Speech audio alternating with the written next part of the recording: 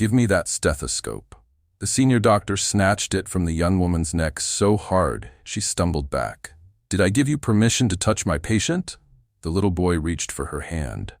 Please, I want her. The doctor's eyes narrowed. You want her? He let out a cold laugh. She's not a doctor. She's barely more than a student pretending to play hospital. The boy's mother tried to speak. Doctor, she was only trying to calm him. I wasn't talking to you.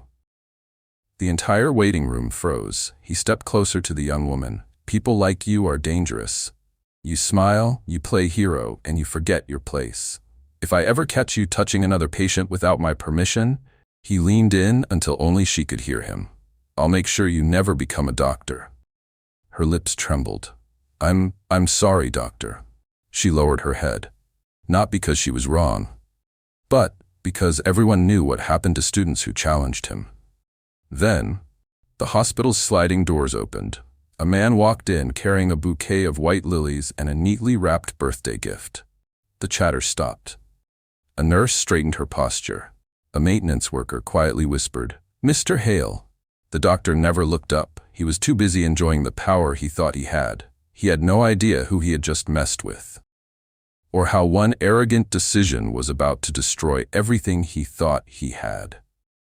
Marcus stood outside St. Gabriel Medical Center, a small bouquet of white lilies in one hand and a wrapped gift in the other. He checked his watch. He had flown back early just for this. Naomi had told him not to come. She said she'd be busy. But 24 years of missing birthdays because of surgeries and hospital emergencies, this one, he wasn't missing. He walked through the sliding doors and let the noise of the hospital wash over him. Nurses moved fast but calm. A cleaner pushed a cart down the hall. Somewhere, a monitor beeped steady and slow. Marcus smiled. This place always felt different to him, like home in a strange way. He turned toward the teaching wing, following the signs, when he saw her. Naomi was crouched low in front of a plastic chair, talking to a little boy who couldn't have been older than 7. The boy's mother sat beside him, twisting her hands in her lap, worry all over her face. The boy coughed a dry rattling sound and flinched at every noise around him. "Hey," Naomi said softly. "I heard you've got a cough that won't quit." The boy nodded, eyes wide. "Can I listen? I promise it doesn't hurt, it just tickles a little." He hesitated, then nodded again. Naomi pulled her stethoscope from around her neck and gently placed it against his chest. "Big breath for me," she said. In and out. The boy did as she asked. Slowly his shoulders relaxed. His mother let out a breath she'd clearly been holding for a while. Marcus stayed back, watching from across the hall, holding the gift a little tighter. That was his daughter, not the version people saw in newspapers about his company, not the daughter of the chairman. Just Naomi, kind, patient, present. Then a voice cut through the moment. "What do you think you're doing?"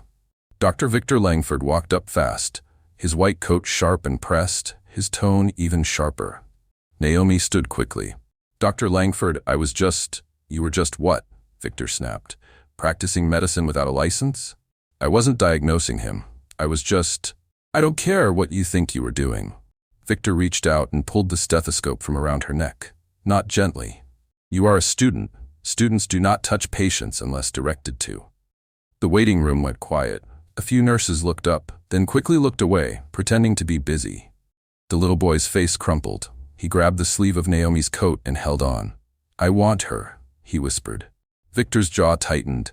"Patients don't choose medical students." "Victor," Naomi started. Careful, quiet. "That's Dr. Langford." She lowered her eyes. "I'm sorry, doctor."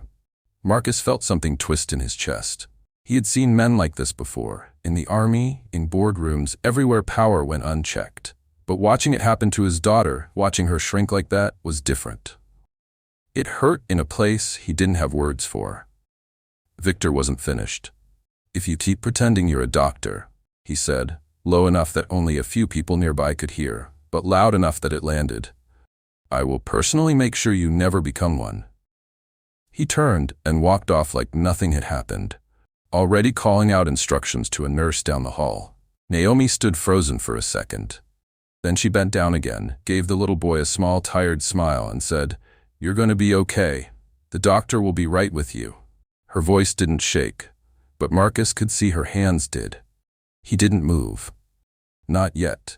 He watched his daughter compose herself, watched her walk away down the corridor with her shoulders pulled tight like she was holding herself together with effort. The gift in his hand suddenly felt heavy. He caught up to her near the supply room, where she'd stopped to lean against the wall for just a second, eyes closed. "Naomi?" Her eyes snapped open. "Dad?" Shock, then panic. "What are you doing here? I told you not to. I wanted to surprise you." He held up the lilies. "Your mother's favorite." For a moment, her face softened. Then she remembered what had just happened, and she glanced quickly down the hall to make sure no one was watching them. "You shouldn't be here right now." "I saw what happened," Marcus said quietly. Naomi's face went pale. "You saw that?" "All of it." She rubbed her forehead. "Dad, please, don't make this into something. It's fine. It's normal. This is just how it is here." "That doesn't sound normal to me." "It's residency," she said. "A little too fast, a little too rehearsed. Every hospital has doctors like him. You learn to survive it. You keep your head down, you finish your training, and you leave." Marcus studied her face. He had seen that look before, not on her, but on young soldiers who had learned to swallow pain because complaining never changed anything. It broke something in him to see that same look on his own daughter. "How long has this been happening?" he asked. Naomi hesitated. That hesitation told him everything. "Naomi?" "It doesn't matter," she said, quieter now. "Please, just let it go. If you make a scene, it'll only make things worse for me. He controls who gets recommended for residency. One bad word from him, and years of work are gone." "Please, Dad." Marcus looked at her for a long moment. He wanted to walk straight back down that hallway and find Victor Langford. He wanted to demand an apology in front of everyone who had just watched his daughter get humiliated. Every instinct in him was screaming to act. But he saw the fear in Naomi's eyes, not fear of Victor. Fear of her father's response making things harder for her. So he did something that cost him more than yelling ever would. He nodded slowly. "Okay." Relief flooded her face. "Thank you." "But Naomi," he said, voice steady, "this isn't over. I'm not going to embarrass you. I'm not going to storm in there." "But this isn't over." She didn't answer. She didn't know what to say. She had seen her father calm before. She had seen him quiet before. But there was something in his eyes right now she had never seen. Something still and deliberate, like a man deciding on his next move without letting anyone see him think. Marcus handed her the lilies. "Happy birthday," he said softly. "We'll celebrate properly. Soon." He turned to leave, gift still in hand, unopened, unmentioned. As he walked toward the exit, an older maintenance worker passing by slowed his steps, staring at him a little too long. "Excuse me," the man said carefully. "Are you Mr. Hale?" Marcus paused. "Do I know you?" "No, sir, but I know who you are." The man lowered his voice like he was sharing a secret. "You're the reason this hospital is still standing." Marcus gave a small, tired smile. "Just visiting my daughter." He walked out into the parking lot, the birthday gift still tucked under his arm, lilies left behind with Naomi. He got into his car, sat for a moment in silence, staring straight ahead. Then he picked up his phone. He didn't call security. He didn't call a lawyer. He called someone else entirely. "It's Marcus," he said when the call connected. "I need the board to meet. Today. Conference room A, 30 minutes. A pause on the other end.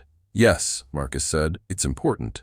He hung up, started the car, and drove off, calm, quiet, and already 3 steps ahead of a man who had no idea what he had just started. If you've ever watched someone you love be treated unfairly and felt powerless to stop it, stay until the end of this story. Because one father is about to prove that quiet strength can change everything. Welcome back to the channel.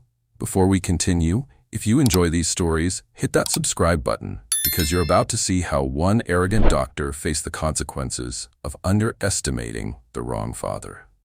The board members were already seated when Marcus walked into conference room A. 5 of them, all older, all confused about why an emergency meeting had been called with no agenda. Robert Chen, the board chair, stood as Marcus entered. "Marcus, this is unexpected. Is everything all right?" "I need some information," Marcus said, taking a seat at the head of the table. "Nothing urgent, just questions." The board members exchanged glances. Marcus rarely called meetings. He trusted the board to run things. That was the arrangement. What kind of questions? Asked Diane Foster, the hospital's operations director. Dr. Victor Langford, Marcus said. Head of trauma surgery. Tell me about him. Diane relaxed slightly, like this was easier than she expected.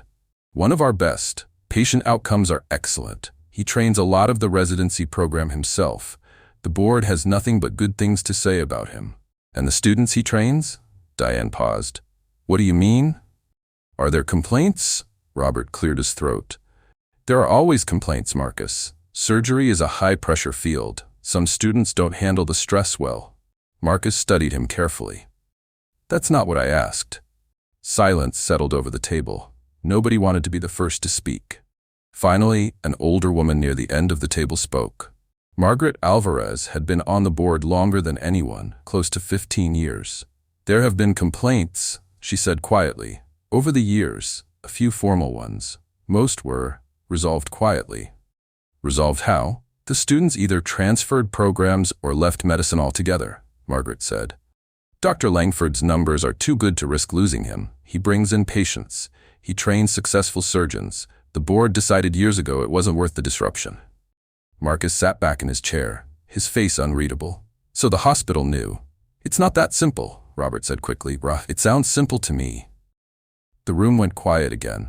Marcus looked around at each of them, one by one. I want every complaint filed against Dr. Langford in the last 10 years, he said. Every one. I don't care how small. Diane hesitated. Marcus, that could take some time to pull together. Some of it may not even be documented properly. Then start today, Marcus said. I'll wait. He stood, buttoned his jacket, and walked out without another word, leaving 5 board members staring at each other, unsure what had just happened. That evening, Naomi sat in her small apartment, still in her scrubs, staring at a birthday cupcake with a single candle she hadn't bothered to light. Her phone buzzed. Ethan. She let him in a few minutes later. He was holding 2 coffees and wearing the same tired look every med student wore by their 3rd year. You look like garbage, he said, handing her a cup. Thanks. Exactly what I needed to hear on my birthday. He sat across from her at the small kitchen table. I heard what happened today, with Langford. Naomi's jaw tightened. News travels fast. It's a hospital. Everyone knows everything by lunch. Ethan took a sip of his coffee. Your dad came to see you? Yeah, she sighed. He saw the whole thing.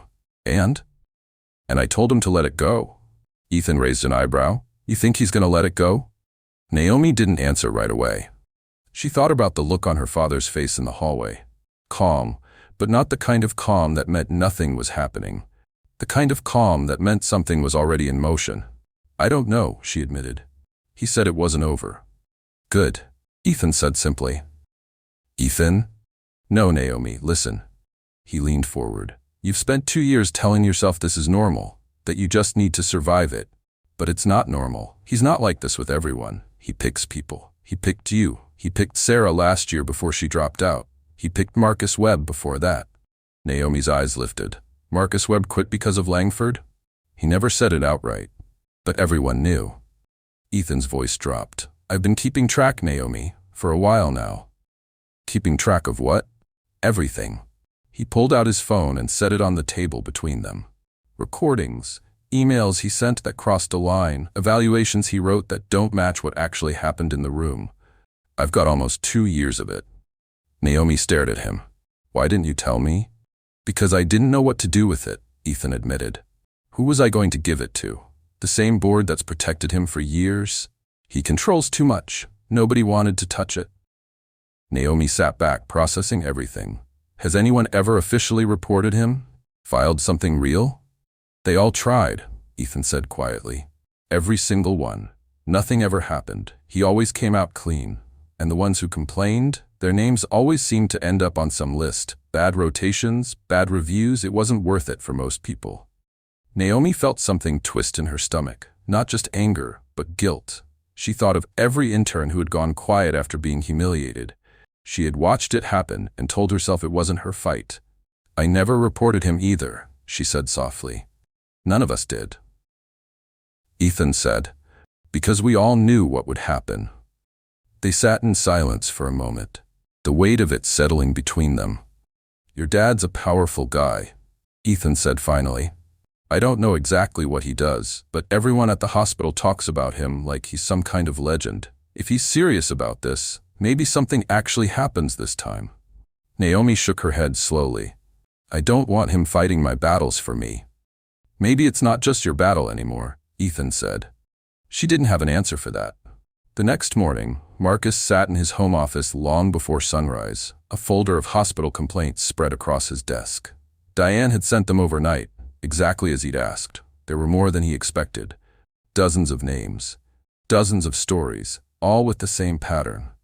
A knock came at his study door. His assistant, James, stepped in with a fresh cup of coffee. "You've been up all night," James said. "Couldn't sleep." James glanced at the papers scattered across the desk. "Is this about Naomi?" Marcus nodded slowly, eyes still on the documents. "This is bigger than her," he said. "It was never just about her." James studied his boss carefully. He had worked for Marcus for over a decade and had learned to recognize the signs. This wasn't anger. Anger burned fast and faded. This was something colder, more patient. "What do you want me to do?" James asked. Marcus finally looked up. "Get me everything on Dr. Victor Langford, his full history at St. Gabriel, every review, every evaluation he's written, every resident who left the program under him." "That could take a while." "I have time." James hesitated at the door. "And Naomi, does she know you're doing this?" Marcus was quiet for a long moment. "Not yet," he said, "and she's not going to find out until I have everything I need." He turned back to the papers on his desk, picking up a complaint dated 6 years earlier. A young resident's name was attached to it, along with a short note from HR. Resolved. No further action required. He set it aside, reaching for the next one. There were 43 more just like it. By mid-morning, word had spread through St. Gabriel that another board meeting had been called. This time, nobody could explain why. Victor heard about it while reviewing charts in the surgical wing. A nurse mentioned it in passing, and he barely looked up. "Probably budget stuff," he said. "The board's always worried about something." He went back to his charts, unbothered. In his mind, he had nothing to worry about. His numbers were the best in the hospital. Patients requested him by name. He had spent 15 years building a reputation nobody could touch. He had no idea a folder with 43 complaints was sitting on Marcus Hale's desk. Outside the hospital, near the staff parking lot, Ethan waited by his car, checking his phone every few seconds. He had messaged Marcus that morning, unsure if a father would even respond to a stranger. But 10 minutes later, a reply came back. "Meet me outside at noon." Marcus pulled up in a plain black sedan, nothing flashy, nothing that stood out. Ethan straightened up as he approached. "Mr. Hale, thanks for meeting me." "You said you had information about Dr. Langford," Marcus said. "I'm listening." Ethan glanced around, making sure no one was close enough to hear. "I've been documenting things for almost 2 years, recordings from teaching sessions, emails he sent that crossed the line, evaluations that don't match what actually happened in the room." Marcus's expression didn't change, but something in his eyes sharpened. "Why were you keeping all this?" "Because I watched him destroy people," Ethan said. "Good students. Naomi's not the first. She won't be the last if nobody stops him." "Do you have it with you?" "On my phone. I was going to send it to you tonight, but—" "Dr. Brooks." Both of them turned. Victor was walking toward them, arms crossed, his expression cold. "A word," Victor said, though it wasn't a request. Ethan's stomach dropped. Marcus stayed silent, watching. "Who's this?" Victor asked, nodding toward Marcus without really looking at him. "Just a friend of the family," Ethan said quickly. Victor's eyes narrowed. "You've been late to 2 rounds this week. You've been distracted, and now I find you out here instead of in the wards." He held out his hand. "Phone." "Excuse me. You heard me. Hospital policy. If you're distracted enough to be out here wasting time, I want to know what's more important than your patients." Ethan hesitated, glancing at Marcus, who gave the smallest shake of his head. "Don't fight this." Ethan handed over his phone. Victor scrolled through it quickly, his frown deepening as he opened the voice memo app and saw dozens of recordings, all labeled by date. "What is this?" Victor's voice dropped low. "Nothing," Ethan said. "This is nothing." Victor's hand tightened around the phone. "You've been recording me?" "Dr. Langford." "You're done," Victor snapped. "I don't care what year you're in. I will personally see to it that you never finish this program." He slipped the phone into his coat pocket and walked away, already certain he had just destroyed the evidence along with Ethan's future. The moment Victor disappeared around the corner, Ethan let out a breath and almost laughed. "He just took your phone," Marcus said, Pite watching him carefully. "Why do you look relieved?" "Because everything on that phone was already uploaded," Ethan said. "Cloud backup. Automatic. He didn't destroy anything. He just made himself look exactly like the man I've been recording." For the first time, Marcus's mouth curved into something close to a smile. "Send it to me," Marcus said. "Everything, tonight."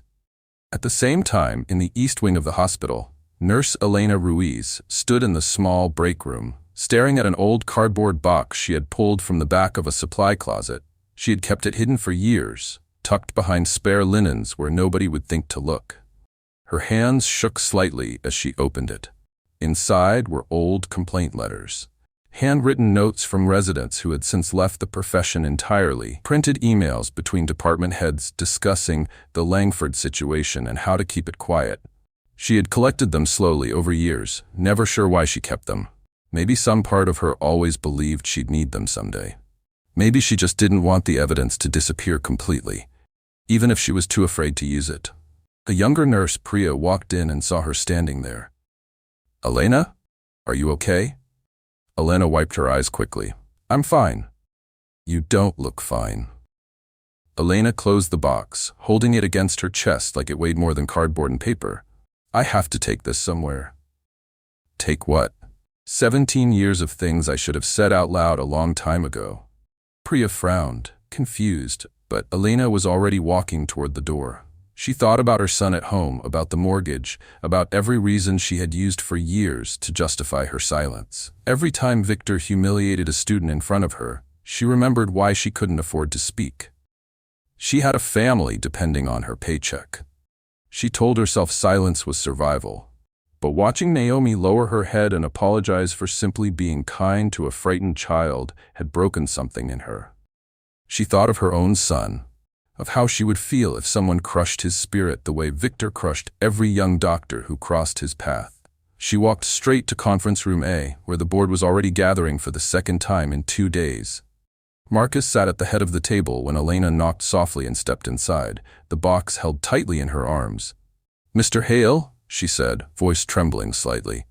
"I have something you need to see." Robert Chen frowned. "Elena, this is a private board meeting." "Let her in," Marcus said. Elena set the box down on the table and stepped back thwarm, as if she needed distance from what she had just done. Marcus opened it slowly. The first letter was dated 11 years earlier, a resident describing being screamed at in front of a patient's family until he broke down crying in a supply closet afterward. The next was a resignation letter, no explanation given except a single line, "I can no longer work under these conditions." Marcus read one after another, his expression growing heavier with each page. Handwritten letters, typed reports, emails between administrators that had never been meant for outside eyes, messages calmly discussing how to smooth things over, how to avoid a lawsuit, how to keep the hospital's reputation intact. "How long have you had these?" Marcus asked quietly. "Years," Elena admitted. "I kept telling myself I'd use them when the time was right. I was scared. I have a son at home who needs me. I couldn't afford to lose this job." "What changed?" Elena's eyes filled with tears. "I watched your daughter apologize for comforting a frightened little boy, and I realized if I stayed quiet one more time, I wasn't protecting my son. I was just teaching him that good people stay silent while bad people win." Marcus closed the box gently, his jaw tight. He had come into this thinking about one bad doctor hurting his daughter. Sitting here now, surrounded by a decade of buried pain, he understood the truth. This was never just about Victor Langford. This was about a hospital that had spent years choosing silence over its own people. And it was time that silence ended. If you're enjoying the story and you can feel the truth finally coming to light, hit that like button. Marcus is only getting started. Comment, "Justice for Naomi," if you're rooting for her. And subscribe so you don't miss what happens when years of silence finally catch up with Dr. Langford. Victor walked into conference room A the next morning with his head high and his tie perfectly straight. He'd been told the board wanted to speak with him directly, and he assumed it was about the confiscated phone. Maybe a complaint from that overprotective friend of the family he'd tossed out of the teaching wing 2 days earlier. He was ready to defend himself. He had done nothing wrong. He always did.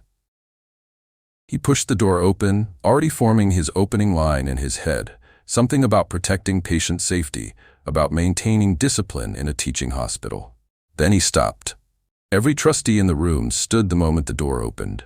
Not for him, for the man seated at the head of the table. "Good afternoon, Mr. Chairman," Robert Chen said. Victor's brow furrowed. "Chairman? Chairman of what?" Nobody answered him right away. Marcus simply gestured to the empty chair across the table. "Sit down, Dr. Langford." Victor's eyes moved slowly around the room, from Robert to Diane to Margaret, all of them standing, all of them silent, all of them looking at the man Victor had thrown out of the hospital 2 days earlier like he was nobody. "I don't understand," Victor said. "You will," Marcus said quietly. "Sit." Victor sat, though his usual confidence had already started to crack at the edges. "You threw me out of the teaching wing," Marcus said. "You called security on a parent who asked what happened to his daughter." Victor blinked. "Your daughter?" "Naomi Hale." The room went completely silent. Victor felt something cold settle in his stomach as the pieces started falling into place. "I'm the chairman of the Hale Medical Trust," Marcus said. "This hospital exists today because of decisions I made 12 years ago when it was about to close its doors for good. I don't come here often. I don't interfere with daily operations. I trust the people I put in charge to run things properly." He paused, letting the words settle. That trust was misplaced. Victor's mouth opened, then closed. For the first time in years, he had no response ready. "I want to be clear about something," Marcus continued. "This isn't about a father being angry that a doctor was harsh with his daughter. If that's all this was, I wouldn't be sitting here." He nodded toward Diane, who placed a thick folder on the table in front of Victor. "This is about a pattern," Marcus said. "One that's been going on for years." Victor stared at the folder without opening it. "I don't know what you think you have. Open it." Victor's hands moved slower than he wanted them to.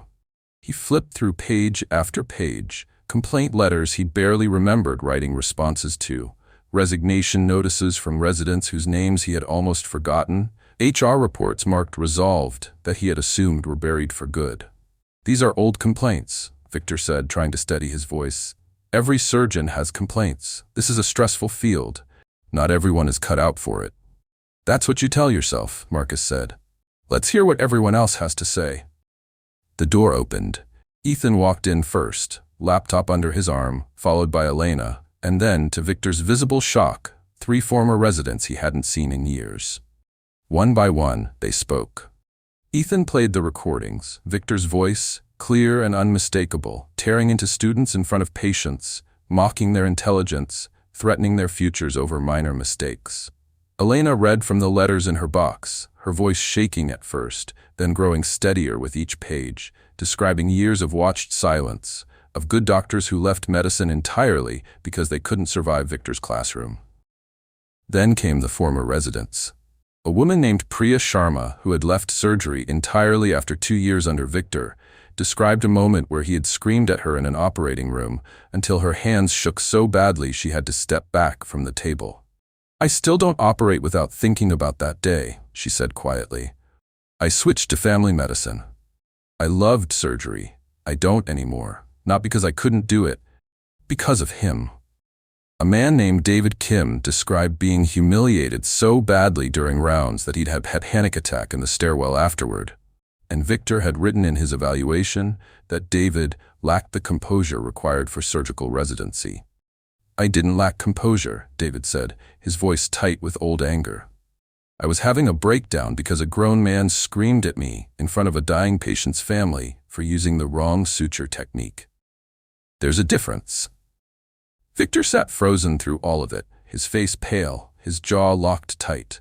He kept glancing at Marcus, searching for some sign of how to fight back, but Marcus simply listened, letting every witness speak without interruption. Finally, Marcus turned to Victor. "Do you have anything to say?" Victor straightened his jacket, trying to find his footing again. With respect, Mr. Hale, I understand you're upset about your daughter, but medicine is not a soft profession. I push people because the stakes are life and death. I make good doctors. My results speak for themselves. Your results, Marcus repeated slowly. Let's talk about your results. He nodded to Diane again, who pulled out one more document. 14 residents have left this hospital's surgical program in the last 10 years, citing you directly as the reason, Marcus said. 3 of them left medicine entirely. 1 of them attempted suicide during her 2nd year and was hospitalized for 2 weeks before quietly withdrawing from the program. Her file says she chose not to continue. It doesn't mention why. Victor's face went white. I didn't know. You didn't ask, Marcus said. That's the difference. The room was silent except for the quiet hum of the air conditioning. You've spent years telling yourself that fear makes good doctors, Marcus continued. That humiliation builds strength, but all it's built is a pattern of good people leaving medicine, and the ones who stayed learning to stay quiet no matter what they witness. Victor looked around the table, searching the faces of board members who had once praised him, who had once protected him. Nobody met his eyes.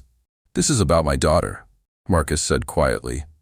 But it was never only about her. She was simply the last person you happened to humiliate before someone with the power to stop you finally saw it happen. Victor's hands were shaking now, though he tried to hide them under the table. What happens now? He asked, his voice smaller than anyone in the room had ever heard it. That's up to the board, Marcus said. But I'll tell you what I recommend. He stood, buttoning his jacket, looking down at the man who had spent years believing his position made him untouchable. Effective immediately, you're suspended from all teaching and clinical duties pending a full investigation by an independent panel and the state medical board, Marcus said. Every case in that folder will be reviewed. Every witness in this room will be asked to give a formal statement. And if even half of what's been said today is confirmed, you will never train another student again. Victor opened his mouth to argue, but no words came. For the first time in his career, nobody in the room was afraid of him. They were simply done. The board voted the same afternoon, unanimous. Victor Langford was suspended immediately, his teaching privileges revoked, his authority over residents stripped away before he even made it out of the building. News spread through the hospital fast. Nurses whispered in hallways. Residents who had spent years afraid to speak his name out loud now spoke of little else. Some celebrated quietly in break rooms. Others simply felt the tight knot in their chest loosen for the first time in years. Naomi heard about it from Ethan, who practically ran into the cafeteria to find her. It's done, he said, breathless. Langford's out, suspended. They're launching a full investigation. Naomi stared at him, waiting for the punchline that never came. You're serious. Dead serious. I was in the room, Naomi. Your dad. Ethan shook his head, still processing it himself. I didn't even know who your dad was. Naomi sat down slowly, her tray forgotten in front of her. Neither did I. Not really. Not like that. She thought back to every dinner conversation where her father asked about her day, and she gave him the short version, the safe version. She had spent years protecting her independence, making sure nobody could say she got anywhere because of him. She never imagined he'd been quietly holding the hospital's future in his hands the entire time. He didn't tell me anything, she said quietly. He just did it. Would you have let him if he'd asked? Naomi thought about it. No. I would have told him not to get involved. Then maybe that's why he didn't ask. Over the following months, St. Gabriel began to change in ways that went far beyond one doctor's suspension. The investigation confirmed what the board had spent years quietly ignoring. Falsified evaluations, retaliation against students who tried to speak up, a pattern stretching back over a decade, protected every time because Victor's numbers looked good on paper. His medical license was placed under formal review, and within a year he had quietly resigned from the profession entirely, unable to find a hospital willing to associate with his name. Marcus never gave a single interview about it. No press conference, no public statement, nothing that put his name in headlines. That wasn't why he did it. Instead, he funded changes that reached deeper than one man's punishment. An anonymous reporting system was built so residents could speak up without fear of retaliation. Every recommendation for residency now required sign-off from at least 3 physicians instead of 1, so no single doctor could hold that kind of power over a student's future again. New mentorship programs replaced the old fear-based training model, built around the idea that good doctors could be built through support instead of humiliation. Nurse Elena was offered a new position, Director of Clinical Mentorship. She cried when Robert Chen told her, though this time they were different tears than the ones she had cried carrying that old cardboard box into the boardroom. 17 years I stayed quiet, she told Naomi one afternoon in the break room. I always told myself it was because I had no choice. But I did have a choice. I just made the wrong one for a long time. You made the right one when it mattered, Naomi said. Elena managed a small smile.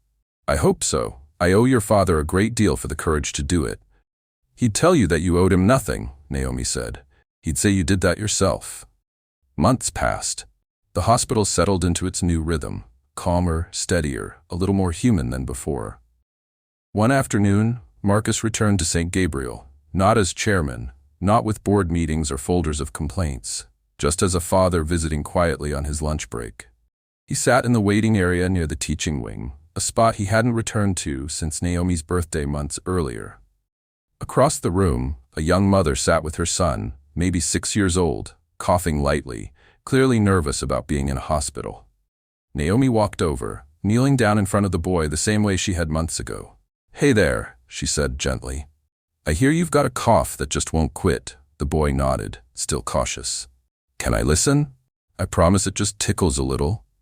He hesitated, glanced at his mother, then nodded. Naomi placed her stethoscope against his chest. Big breath for me, in and out. The boy breathed in slowly, and this time nothing interrupted them. No sharp voice, no hand reaching to snatch anything away. Just a little boy, a scared mother, and a young doctor doing exactly what she had always wanted to do, make someone feel safe. The boy giggled when she pretended his heartbeat sounded like a drum solo, and his mother laughed for the first time since they'd walked in. Marcus watched from across the room, saying nothing, simply letting the moment exist without interrupting it the way Victor once had. He didn't approach her. He didn't need her to see him there. Instead, he quietly stood, walked toward the staff area, and left something on her locker before slipping out of the hospital unnoticed. Naomi found it after her shift ended, tired but lighter than she had felt in a long time. On her locker sat the birthday gift her father had brought months earlier, still wrapped, the paper slightly worn from being carried around all this time. Beside it was a small note in his handwriting. The best doctors aren't remembered for the surgeries they perform. They're remembered for the people who felt safe because they walked into the room. Your mother would be proud of you. Happy birthday. Love, Dad. Naomi stood in the empty hallway, reading it twice. Then a third time, her eyes filling before she could stop them. She thought about her mother, a woman she barely remembered clearly anymore, except through stories her father told late at night when he thought she was already asleep. She thought about every intern who had been humiliated into silence, about Elena's 17 years of guilt, about Ethan's quiet courage in documenting everything nobody else dared to keep. And she thought about her father, a man who had built an empire, who had rebuilt a failing hospital from nothing, who had every reason to walk into that boardroom with anger and power, and instead had simply asked one quiet question after another, until the truth had nowhere left to hide. She wiped her eyes, tucked the note into her coat pocket, and looked down the hallway where her father had already gone, long since disappeared into the parking lot without waiting for thanks. Then she turned back toward the ward. Her shift wasn't over yet. There was a little boy still waiting to be discharged, still a little nervous about his diagnosis, still needing someone to make him laugh before he left. Naomi walked back in, stethoscope around her neck, head held high. Not because the story ended with revenge, but because she had finally become exactly the doctor she'd always dreamed of being. One patient, one kind moment at a time. If you enjoyed this story, don't forget to hit that like button, comment below, and tell me your favorite moment. And subscribe for more powerful stories about courage, justice, and second chances. I'll see you in the next one.